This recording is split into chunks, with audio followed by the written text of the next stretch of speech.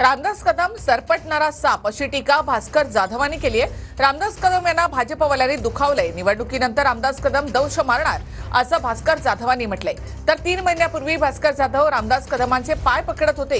भास्कर जाधव कोकणाला लागलेले कलंक अशी टीका योगेश कदम यांनी केली आहे। मला भाजपाला सांगायचंय की रामदास कदम म्हणजे डूक धरणारा सरपटणारा कोण सरपटणारा तुम्ही त्याला भाजपवाल्यांनी पुरेपूर दुखावलेला आहे। दुखावलाय की नाही? भाजपवाल्यांनी दुखावलेला आहे आणि भाजपवाल्यांनी दुखावलेला असल्यामुळे तूर्त त्याची निवडणूक आहे म्हणून तो गप्प आहे, बिळामध्ये मान खाली घालून आहे। तो तुम्हाला निवडणूक झाल्यानंतर डंख केल्याशिवाय राहणार नाही, हे 100% मी तुम्हाला सांगतो। भास्करजी जाधव हे कोकणाला लागलेले कलंक आहे, काळा डाग आहे, मागे एकदा म्हटलं होतं।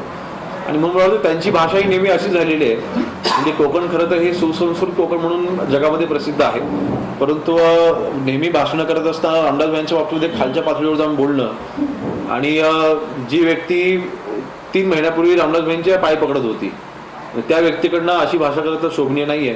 पण ठीक आहे, त्यांचा वैयक्तिक प्रश्न आहे आणि त्याच्यावरती जास्त काय बोलून मला देखील माझा वेळ जास्त वाया घालवायचा नाही।